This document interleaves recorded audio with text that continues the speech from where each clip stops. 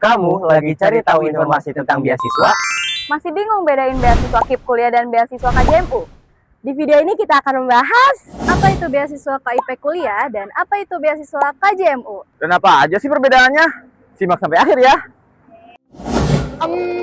Apa itu beasiswa KIPK dan beasiswa KJMU? Jadi, beasiswa KIP kuliah merupakan program bantuan pendidikan dari pemerintah yang ditujukan untuk mahasiswa-mahasiswi penerima yang berprestasi dari keluarga yang memiliki keterbatasan ekonomi, supaya mereka tetap bisa melanjutkan pendidikan ke perguruan tinggi. Kalau di UIN sendiri, proses pendaftaran KIPK dilakukan setelah calon mahasiswa dinyatakan lolos di kampus. Jadi, teman-teman daftar KIPK sesuai mekanisme yang ditetapkan oleh pihak kampus. Biasanya juga, mahasiswa akan membayar UKT di awal terlebih dahulu, lalu setelah dinyatakan sebagai penerima KIPK baru, biaya UKT tersebut akan dikembalikan secara otomatis oleh pihak bank. Jadi yang perlu diingat, kalau teman-teman mau daftar KIPK di UIN Syarif Hidayatullah Jakarta, pastikan dulu lolos sebagai mahasiswa baru, setelah itu ikuti tahapan seleksi KIPK yang dibuka oleh kampus. Nah, kalau KJMU atau Kartu Jakarta Mahasiswa Unggul adalah bantuan biaya pendidikan dari Pemprov DKI Jakarta, khusus buat mahasiswa yang kurang mampu untuk bisa melanjutkan kuliah D3, D4, dan juga S1 dengan tepat waktu. Kuncinya adalah warga Jakarta asli, punya KTP dan KK warga Jakarta, serta terdaftar dalam DTKS. Lalu, apa aja sih benefit yang didapatkan dari beasiswa KIP kuliah dan KJMU? Kalau KIP kuliah, sistem bantuannya yaitu langsung dari pihak pusat. Pertama, uang kuliah atau uang UKT kita langsung dibayarkan dari pihak bank. Jadi, teman-teman tidak memegang uang UKT ya. Kedua, setelah uang UKT itu dibayarkan, sisa uang lainnya bisa teman-teman gunakan untuk menunjang perkuliahan. Jadi, ketika setelah ditransfer, teman-teman jangan langsung gunakan uangnya ya, tetapi tunggu dulu hingga UKT kita dibayarkan. Nah, kalau di KJMU itu berbeda dengan KIPK. Kita mendapatkan bantuan sebesar 9 juta rupiah selama per semester. Nah, itu tuh masuk ke rekening kita.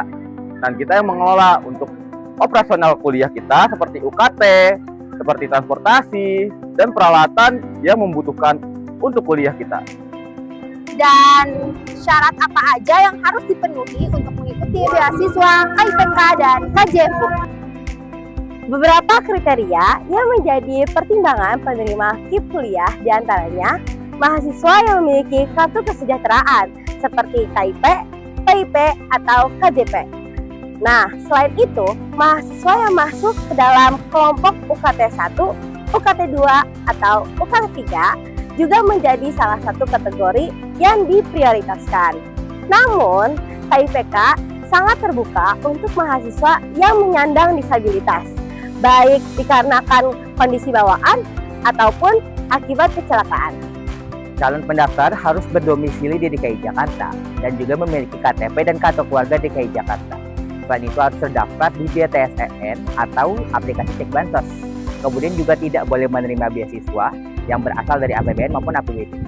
Untuk calon pendaftar itu harus berasal dari SMA, merupakan lulusan SMA atau sekolah menengah atas sederajat yang berada di wilayah Provinsi DKI Jakarta. Dan maksimal itu 3 tahun lulus sebelum daftar KJMU. Jadi maksimal itu kalau mendaftar KJMU itu lulus SMA 3 tahun sebelumnya.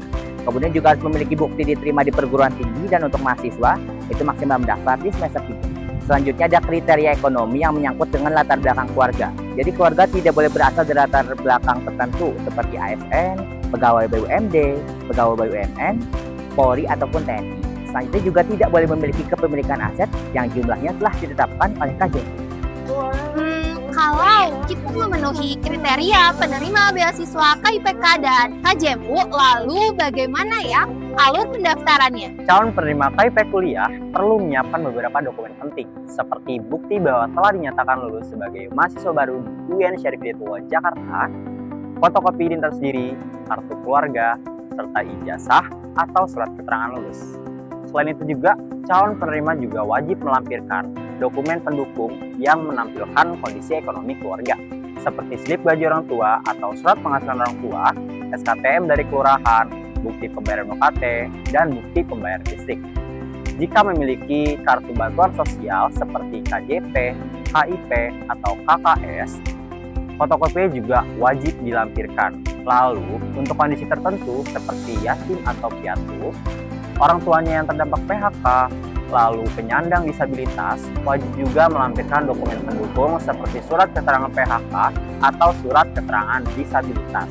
Selain itu, biasanya juga diminta foto kondisi rumah sebagai bagian dari proses verifikasi.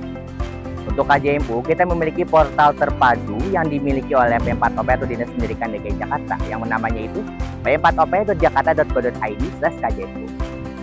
Jadi semua proses pendaftaran dan pemberkasan teman-teman akan dilakukan pada laman tersebut. Sebelum teman-teman mendaftar di laman tersebut, pastikan memiliki nama teman-teman atau terdaftar di DTSEN atau Cek Bansos, aplikasi atau website Cek Bansos.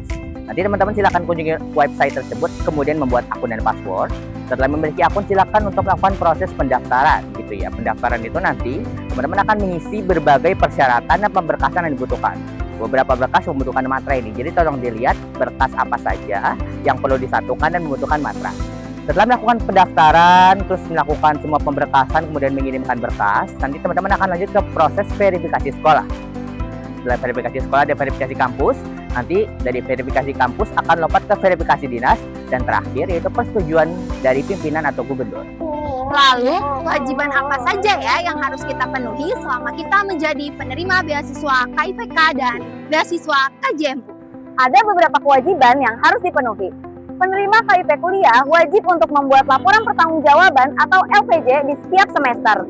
Mengikuti kegiatan orientasi mahasiswa KIP atau Ormasi, aktif dan produktif dalam beberapa kegiatan organisasi atau perlombaan, serta mempertahankan prestasi akademik dengan IPK sebesar 2,75 untuk rumpun Saintek dan 3,00 untuk rumpun Soshum. Nah, kita juga sama seperti KIPK teman-teman. Di KJMU, kita harus mempertahankan IPK kita sebesar 3. Dan kita juga harus melakukan pengabdian masyarakat serta pelatihan kepemimpinan selama periode 1 tahun. Boleh nggak ya beasiswa KIPK dan KJMU diikuti dua-duanya? Jadi kuncinya adalah bersyukur dan fokus ke salah satu yang paling sesuai dengan pilihan kalian. Kalau kalian warga Jakarta dan berkuliah di daerah Jakarta dengan kampus yang akreditasinya A atau unggul, maka KJMU adalah pilihan yang oke buat diambil. Tapi kalau kalian berkuliah di luar daerah Jakarta atau dapat PTN lewat jalur seleksi nasional, maka KIP adalah pilihan yang paling oke untuk dikejar. Benar, jadi kuncinya adalah bersyukur dan fokus ke salah satu yang paling sesuai dengan kondisi kalian.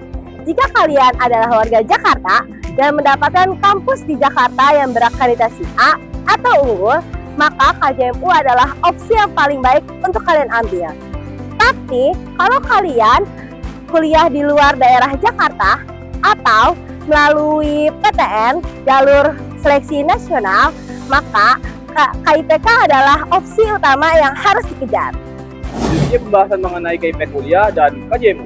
Kalau kalian merasa memenuhi persyaratan, jangan lupa untuk mendaftar.